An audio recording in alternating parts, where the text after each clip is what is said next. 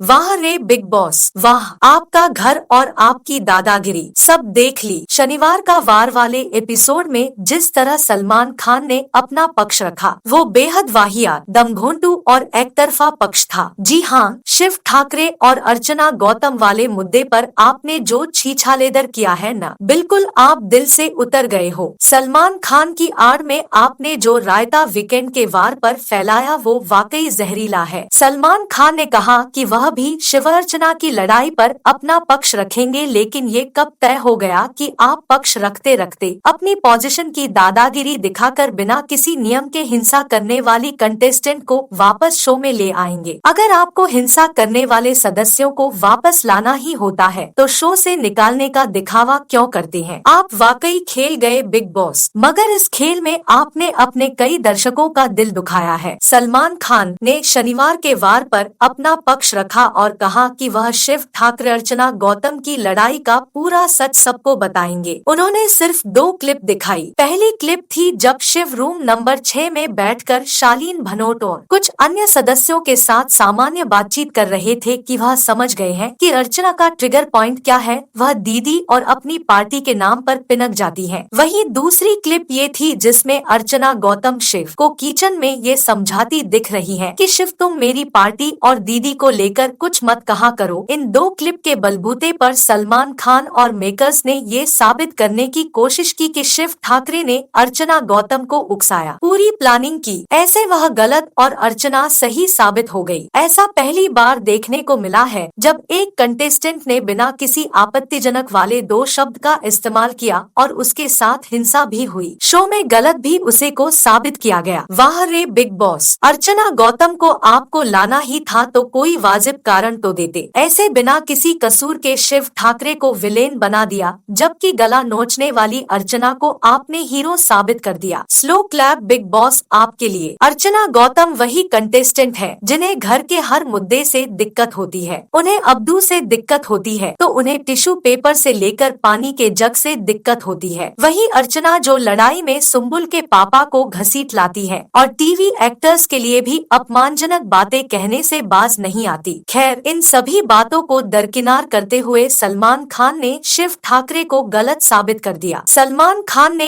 एक बात और कही थी कि शिव ठाकरे ने घर के बाहर के मुद्दे लाकर अर्चना गौतम को इंस्टिगेट किया, मगर आप शायद भूल गए कि आप तो बाहर के मुद्दे लाने में माहिर हैं। याद है न बिग बॉस सीजन 13 में रश्मि देसाई के दोस्त अरहान खान की आपने पोल खोली थी। चलिए ये तो याद होगा न आपने उमर रियाज के प्रोफेशन का कितने बार मजाक बनाया था। अगर मेकर्स और भाईजान को इतनी पुरानी बातें याद नहीं है तो कल के एपिसोड 12 नवंबर 2022 का एपिसोड को याद कर लीजिए, जब निमृत कौर के वकील के पेशे का मजाक बनाने में आपको चंद सेकंड लगे थे। इससे पहले सृजिता डे और टीना दत्ता के पर्सनल मामले में आपने अपनी नाक अड़ाई थी। तब आपने मोहल्ले की चाची बनकर कन्फेशन रूम में दोनों को बुलाया, उनके इस मुद्दे में चिंगारी लगाई थी। इतना ही नहीं, इसी सीजन में आप सुम्बुल को समझाने के लिए उनके पापा को ले आए थे। तब भी आप पर सवाल खड़े हुए थे कि सिर्फ एक कंटेस्टेंट पर आप क्यों इतने मेहरबान हो रहे हैं। वैसे तो बिग बॉस जैसे शो पर कई बार आरोप लगते रहे हैं कि आप कलर्स के फेस को जिताने में कोई कसर नहीं छोड़ते हैं। यही वजह है कि सिद्धार्थ शुक्ला जैसे कंटेस्टेंट ने शो में हिंसा कर दी थी, इसके बावजूद उन्हें विनर बनाया गया। लेकिन आप शिव ठाकरे की ऑनेस्ट पर्सनैलिटी से इतना इनसिक्योर हो गए कि आपने सरेआम उनकी बेइज्जती कर दी। मराठी बिग बॉस जीत चुके शिव की खासियत है कि वह बहुत ईमानदार दिखते हैं। सामने वाला कितना ही गिर जाए लेकिन वह हाथ नहीं उठाते, वह अपनी जुबान पर काबू रखते हैं। हिंदी बिग बॉस में भी उन्हें लगातार प्यार मिल रहा था और इस बीच आपने एक सोची समझी प्लानिंग के तहत उनका गेम बिगाड़ दिया। जी हाँ, प्लानिंग शिव ने नहीं बल्कि बिग बॉस ने की थी शिव के खेल को बिगाड़ने के लिए। वैसे तो बिग बॉस जैसे शो पर कई बार आरोप लगते रहे हैं कि आप कलर्स के फेस को जिताने में कोई कसर नहीं छोड़ते हैं। अर्चना ने हिंसा की और ये सरासर गलत था। इस हिंसा को जस्टिफाई किया ही नहीं जा सकता था, मगर आपने जिस तरह से इसे घुमाया वाकई बहुत शर्मनाक था। सभी जानते हैं कि अर्चना गौतम शो में खूब कंटेंट देती है। उनकी नौटंकी, हंसी मजाक और लड़ाइयों को खूब देखा जाता है। अगर आप लोग हमारे चैनल पर नए हैं तो चैनल को सब्सक्राइब करें और बेल आइकॉन बजाना न भूले।